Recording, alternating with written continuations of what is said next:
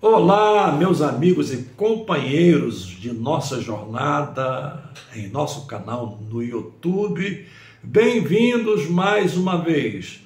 Depois de uma interrupção de pouco mais de 3 meses, aqui estamos de volta e essa interrupção se explica da seguinte maneira. Eu e minha esposa estávamos num processo de transição, deixando a CGADB, onde pude servi-la por cerca de 45 anos e transitando para o Ministério de Madureira, para a CONAMAD. Então, eu preferi interromper as gravações das lições da revista editada pela CPAD até que esse processo se concretizasse e já dei essas informações em minhas redes sociais, mas ainda não tinha retomado o YouTube. A partir do mês de setembro, eu e minha esposa nos tornamos, depois de muita oração, de muita maturação e perceber os sinais de Deus, tornamos-nos membros da Assembleia de Deus de Madureira, onde estamos sendo pastoreados pelo bispo Abner Ferreira, e também nos tornamos filiados à CONAMAD, que é a Convenção Nacional das Igrejas Filiadas ao Ministério de Madureira, que tem como presidente executivo o bispo Samuel Ferreira e presidente vitalício o bispo primaz Manuel Ferreira. A partir dessa decisão, nós estamos retomando a gravação dos vídeos com subsídios para a escola bíblica dominical, só que agora numa outra dimensão, em um outro patamar. Ao invés de continuarmos a oferecer subsídios para as lições da revista editada pela CPAD, nós estaremos oferecendo subsídios para a revista editada pela Betel Editora. A revista se chama Betel Dominical. Tenho aqui o exemplar do professor em mãos. E essa revista é estudada em todas as igrejas Assembleias de Deus vinculadas ao Ministério de Madureira em todo o Brasil. E neste trimestre, que vai de outubro a dezembro, estaremos estudando sobre os 10 mandamentos. Os comentários foram escritos pelo bispo Samuel Ferreira e eu aqui estarei apenas oferecendo subsídios para ajudar aos nossos professores em todo o Brasil, que a cada domingo terão a responsabilidade de ministrar estas lições até o final do mês de dezembro. E eu aproveito o ensejo para convidar os meus queridos irmãos das Assembleias de Deus de modo geral, de outras denominações, mas de maneira muito especial, muito específica, aos meus queridos irmãos filiados ao Ministério de Madureira em todo o Brasil, para que se inscrevam em nosso canal. Mas não só se inscrevam, ativem o sininho para receber as notificações sempre que cada novo vídeo for disponibilizado.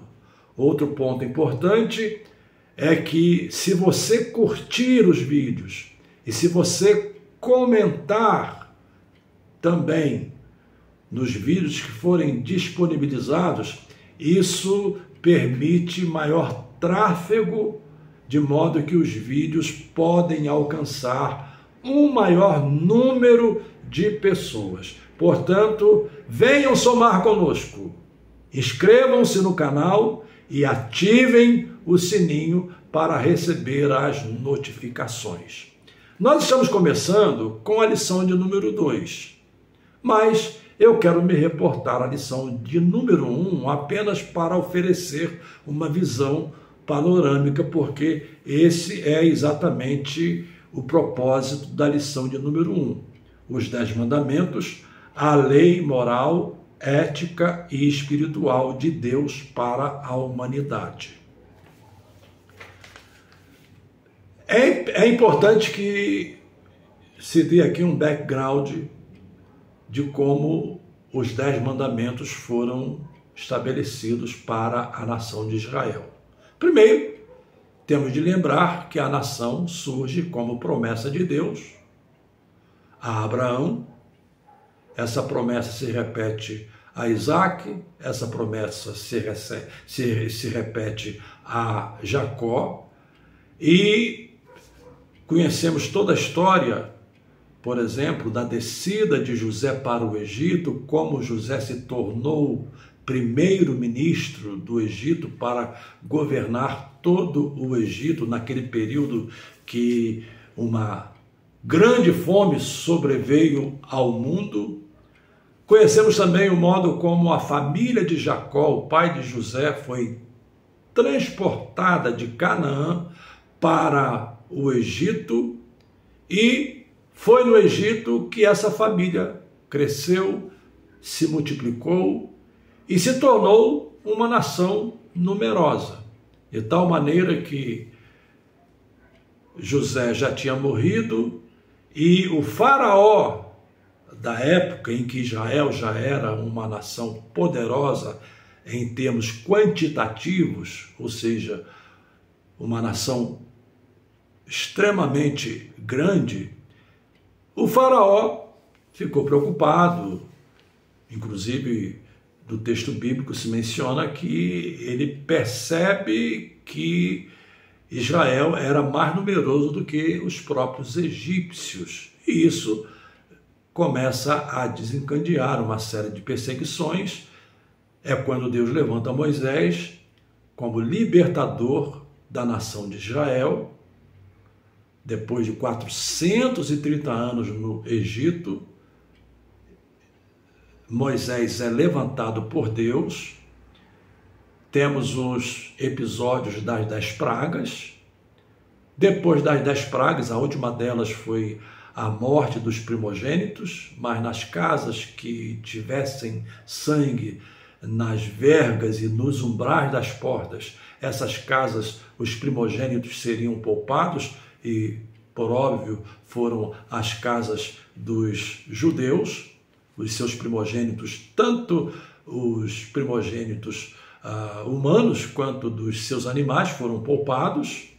E depois desse episódio, naquela madrugada, o povo saiu, caminhou por 3 meses, tivemos aí o milagre da travessia do Mar Vermelho, caminhou por 3 meses até chegar ao pé do Monte Sinai. Antes de continuar a caminhada, Deus deu orientações específicas sobre a construção do tabernáculo, o papel do tabernáculo, e Deus também estabeleceu leis, um arcabouço jurídico, um arcabouço legal, envolvendo questões civis, envolvendo questões morais, envolvendo questões religiosas e envolvendo também questões ligadas aos comportamentos e à vida em geral, inclusive no que tange às penas para aqueles que cometessem crimes. Inclusive a ideia das cidades de refúgio, onde os criminosos poderiam refugiar-se para não sofrer, por assim dizer, o rigor da lei. Esse período durou praticamente 1 ano. Então, entre a saída do Egito e o período em que Israel ficou ao pé do Monte Sinai, foi um período de aproximadamente 1 ano e 3 meses, quando Deus deu todo o arcabouço legal. E para usar aqui uma linguagem jurídica, os 10 mandamentos são uma espécie de caput, ou seja, eles são as normas gerais e específicas das quais todas as outras normas se derivam. Os 10 mandamentos tratam, de um lado, do nosso relacionamento com Deus e, de outro lado, do nosso relacionamento como sociedade. Isso é óbvio em se tratando do povo de Israel e também do relacionamento de Israel em relação às demais nações. Outro ponto interessante é que os 10 mandamentos não são exclusivos para a nação de Israel. Eu disse aqui agora há pouco que todas as demais leis se derivam dos 10 mandamentos e os 10 mandamentos estão implícitos também no Novo Testamento como norma para a vida da igreja, como norma para a nossa vida pessoal, e convém que se diga que o mundo ocidental, onde a civilização foi constituída à base da filosofia judaico-cristã, os 10 mandamentos serviram para embasar o arcabouço jurídico do mundo ocidental, tal como conhecemos hoje, e que, infelizmente, há uma tentativa enorme de se subverter esses princípios que foram o sustentáculo da manutenção do mundo ocidental civilizado como conhecemos hoje. Mas em relação à igreja e aos crentes em particular, essas normas foram transferidas também para o Novo Testamento. Portanto, elas são normas que devem ser observadas pela igreja e devem ser observadas por cada um de nós. Então, feito esse briefing da lição de número 1, nós vamos entrar na lição de número 2 para também oferecer alguns subsídios que eu considero de suma importância. E a lição de número 2, ela tem por título exatamente o primeiro mandamento: não terás outros deuses diante de mim. Adoração e louvor ao único e verdadeiro Deus. Esse texto, ele está em Êxodo, capítulo 20, e o verso de número 3. Convém também que se leia o verso de número 4. Não farás para ti imagem de escultura, nem alguma semelhança do que há em cima nos céus, nem embaixo na terra, nem nas águas debaixo da terra. Ainda o verso de número 5, não te encurvarás a elas, nem as servirás, porque eu, o Senhor teu Deus, sou Deus zeloso, que visito a maldade dos pais nos filhos, até a 3ª e 4ª geração daqueles que me aborrecem. Então, basicamente, os 10 mandamentos começam com um sentido de exclusividade. Essa expressão exclusividade é bastante interessante, porque Deus está tratando com uma nação que vai viver num ambiente de nações pagãs e idolátricas. Claro que Israel já no Egito experimentava esse tipo de idolatria. Disse que aquelas 10 pragas, cada uma delas foi no sentido de mostrar a inutilidade dos deuses que os egípcios adoravam, porque cada uma delas afetou um dos deuses do panteão egípcio. Então, as pragas foi uma forma de demonstrar a inutilidade do paganismo egípcio. E você percebe que Israel sai do Egito ainda com esses resquícios na mente, quando Moisés desaparece, entre aspas, ele sobe ao Monte Sinai, passa aquele longo período e o povo fica preocupado, E naquela expectativa de que Moisés tenha morrido e que eles tenham ficado sem líder e sem ter como adorar ao Deus invisível, qual é a iniciativa que eles tomam? A iniciativa de construir um bezerro de ouro.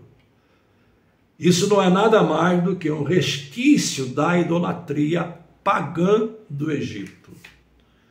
Israel, que sai do Egito e vai para Canaã, a terra prometida, também habitará numa região rodeado de nações pagãs, de nações idolátricas, de nações politeístas. E no meio de nações pagãs, a flexibilidade para eles era coisa normal. Você podia ter diferentes de deuses, adorar diferentes de deuses. Por exemplo, quando se estuda a história grega, nós percebemos que para os gregos era fácil assimilar os deuses de outras nações. E isso se tornou uma coisa muito natural quando o Império Grego tomou a dimensão que tomou e assumiu a idolatria de outras nações pagãs, tornando os seus deuses parte do panteão grego, o mesmo também ocorrendo com o Império Romano. Então, Deus é muito claro ao povo de Israel quanto ao modelo de adoração, quanto ao modelo de louvor. Ou seja, Deus exigia exclusividade. Deus exigia que não houvesse outros deuses, que não se construíssem outros deuses, que não se fizessem imagens de escultura, que os judeus não se curvassem a elas, porque eles deveriam simples e exclusivamente curvar-se ao Deus vivo, ao único Deus, como temos no texto de referência da lição de número 2, é interessante que aqui no texto de referência da lição de número 2, nós encontramos Moisés dizendo exatamente isso no verso de número 4. Ouve, essa palavra ouve é shema, é uma palavra importante no hebraico, é ouvir, não simplesmente como algo que você ouviu de qualquer maneira, mas ouvir com o sentido aguçado de perceber e guardar o que você ouviu. Ouve, Israel, o Senhor nosso Deus é o único Senhor. Exclusividade. Exclusividade. E o que é que eu posso falar sobre isso em relação aos dias contemporâneos? É que vivemos uma situação semelhante. Embora, como eu disse, o mundo ocidental e o Brasil, onde vivemos, onde nascemos, onde servimos a Deus, sejamos nações ditas cristãs, mas hoje o predomínio desse panteão idolátrico é extremamente grande e com um imenso protagonismo no mundo de hoje. Não precisamos ir aos países do Oriente, não precisamos ir àquelas nações mais distantes que ainda são nações pagãs, porque hoje o paganismo está presente até em nossas nações ditas cristãs. E quando a Bíblia fala de exclusividade, isso se transfere para o Novo Testamento, para a pessoa de Jesus. E esse foi o grande desafio que a igreja primitiva enfrentou. Os primeiros crentes enfrentaram. Os judeus da época, eles se sentiam confortáveis, porque a nação romana, o Império Romano, melhor me expressando, o Império Romano admitia essa diversificação politeísta, idolátrica, pagã. O próprio César considerava-se uma divindade, fazia parte desse panteão e exigia adoração para si próprio, e eles admitiam que os judeus tivessem lá a sua religiosidade e os judeus viviam, digamos, numa zona de conforto. Mas agora vem o cristianismo com uma mensagem que não é diferente do ponto de vista do conteúdo, porque para o povo de Israel o comando foi o mesmo: não terás outros deuses diante de mim. Mas na prática os judeus se acomodavam, os judeus admitiam viver naquela zona de conforto que lhe era favorável. É tanto que as primeiras perseguições contra a igreja não foram perseguições movidas pelo Império Romano. As primeiras perseguições foram perseguições movidas pelos judeus. Inclusive em Jerusalém, os judeus moveram uma grande perseguição, claro. Deus, na soberania da não interferência, deixou que essas perseguições fossem levadas a cabo, até para que os cristãos saíssem das fronteiras de Jerusalém, porque o evangelho deveria ser compartilhado com o mundo todo. Atos 1:8, mas recebereis a virtude do Espírito Santo e ser-me-eis testemunhas, tanto em Jerusalém como na Judéia e em Samaria e até os confins da terra. Então, Deus permitiu que essas perseguições fossem movidas contra os cristãos para que eles saíssem. E o núcleo da igreja fosse transferido de Jerusalém para Antioquia, porque no ano 70 Israel seria invadida pelo Império Romano, o templo destruído e os judeus seriam varridos para uma longa diáspora que durou quase 2000 anos. Então, o núcleo se estabeleceu em Antioquia, e é de Antioquia que nós temos as 3 viagens missionárias de Paulo, em que o evangelho então foi espalhado pelo mundo gentílico. Mas, para os judeus, aquela zona de conforto lhes era favorável. Para os cristãos agora o contexto é outro, porque o mesmo comando, não terás outros deuses diante de mim, é o mesmo comando que é dado no Novo Testamento em relação à pessoa de Jesus. Então você vai encontrar várias vezes, por exemplo, Jesus dizendo: eu sou o caminho, a verdade e a vida. Ninguém vem ao Pai senão por mim. Você vai encontrar Jesus dizendo: antes que Abraão existisse, eu sou. Em outras palavras, tomando uma expressão que era exclusiva de Deus. Você vai encontrar Jesus, por exemplo, dizendo à mulher samaritana como era o modo da adoração, a adoração exclusiva a Deus. Você vai encontrar no livro de Atos, quando a igreja primitiva começa a dar os seus primeiros passos, você vai encontrar que os apóstolos foram perseguidos por causa da exclusividade do nome de Jesus. Atos capítulo 4, verso 12, nos diz que nenhum outro nome há dado entre os homens pelo qual devamos ser salvos, senão o nome de Jesus.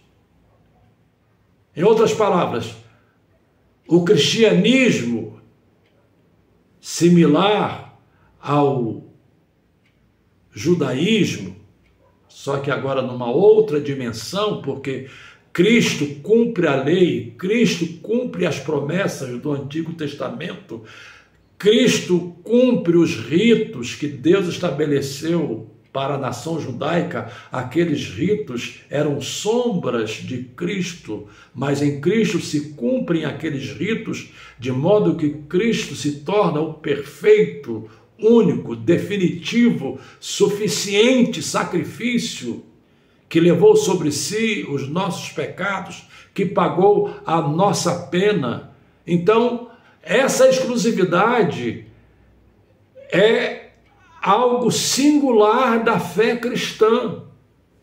Se você vai para o budismo, se você vai para o confucionismo, se você vai para o shintoísmo e se você vai para qualquer outra dessas grandes religiões mundiais, você vai perceber que ou são religiões politeístas ou são religiões panteístas, mas a única fé que defende a exclusividade de um só Senhor é a fé cristã. A única fé que defende que o seu líder ressuscitou dentre os mortos é a fé cristã. Os líderes das demais religiões morreram, mas a fé cristã ressuscita, a fé cristã busca mostrar, ela busca viver e ela autentica a ressurreição de Cristo através de diferentes evidências como algo exclusivo. Então, quando temos esta lição, a lição de número 2, não terás outros deuses diante de mim, isso tem implicações sérias. Não é só em relação aos deuses construídos pelos homens, mas o que é idolatria? Ou, reduzindo um pouco a expressão, o que é um ídolo? Ídolo é tudo quanto nós colocamos em nosso coração no lugar de Deus. Repetindo, ídolo é tudo quanto nós colocamos em nosso coração no lugar de Deus. Isso é idolatria, porque às vezes pensamos em idolatria apenas quando as pessoas se curvam diante de uma estátua, de um ídolo, de uma imagem, e isso é claro na Escritura, nos 10 mandamentos: não farás para ti imagens de escultura, não se curvarás a elas, mas ídolo é muito mais do que isso. Ídolo é quando dividimos o nosso coração no mesmo pé de igualdade, de venerar, de adorar outras coisas a não ser a pessoa de Jesus Cristo. Então a lição deste fim de semana, deste domingo, é um convite para a reflexão. E eu parabenizo o bispo Samuel Ferreira por essas lições tão preciosas, tão especiais, principalmente essa do próximo domingo, porque não poderíamos começar de outra maneira. A igreja precisa voltar-se para Cristo. Não podemos substituir essa mensagem por outra mensagem.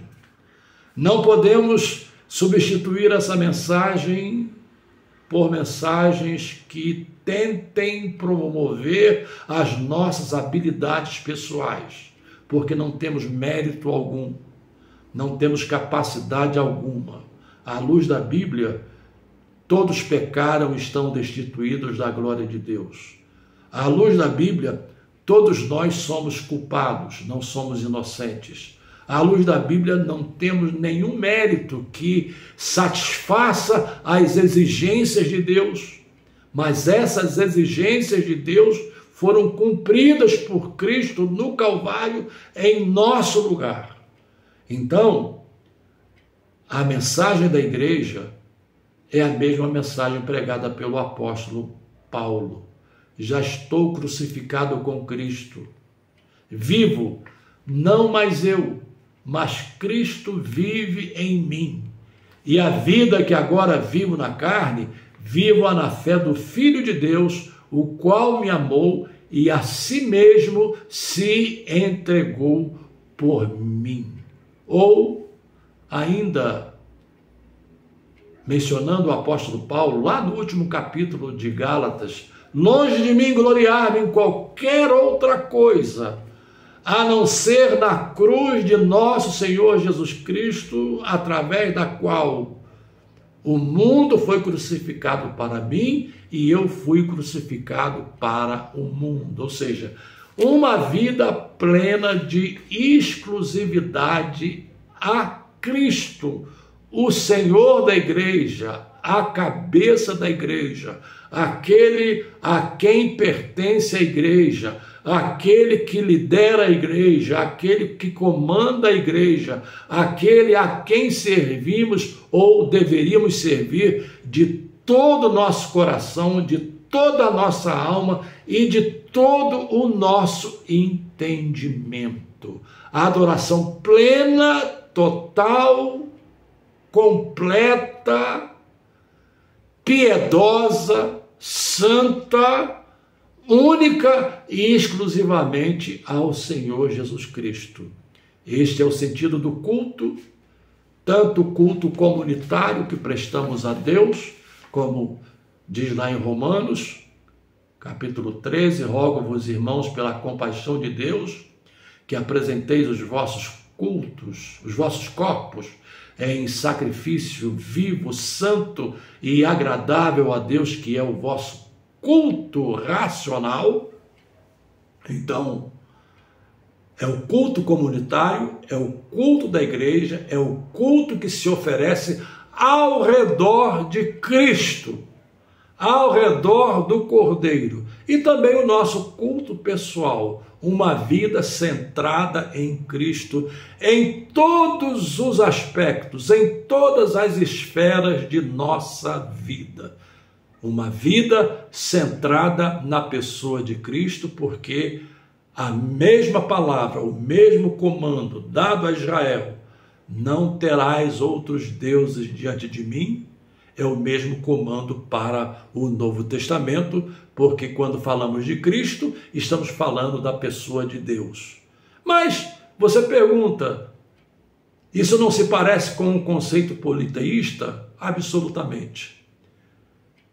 Quando falamos da Trindade, não estamos falando de três deuses. Estamos falando de três pessoas distintas que formam um só Deus. É aquilo que chamamos de unidade composta, que aparece na oração sacerdotal de Jesus, no capítulo 17 de João, quando ele orou e disse: eu e o Pai somos um. Que aparece lá no Antigo Testamento, quando o próprio Deus, ao criar o homem, diz: façamos. O substantivo que ali aparece é um substantivo plural, Elohim. Façamos, com um verbo, claro, construído com essa pluralidade. Façamos o homem à nossa imagem e semelhança. Lá no episódio da confusão das línguas da Torre de Babel, também aparece uma expressão parecida, desçamos. Então estamos falando de uma unidade composta. Somos monoteístas porque adoramos um só Deus, mas um Deus composto por três pessoas, Pai, Filho e Espírito Santo. Então, Deus merece ser glorificado, Jesus merece ser glorificado, o Espírito Santo também merece ser glorificado, porque ele é Deus na mesma dimensão e substância quanto o Filho e quanto ao Pai. Portanto, para encerrar essa série de poucos subsídios, nessa minha estreia com a revista Betel Dominical, lembremos-nos, o nosso compromisso é exclusivo com o Senhor Jesus Cristo. Não terás outros deuses diante de mim. E lembrando, inscrevam-se em nosso canal e não se esqueçam de ativar o sininho para receber as notificações quando os nossos vídeos forem disponibilizados. Até a próxima semana, se Deus quiser.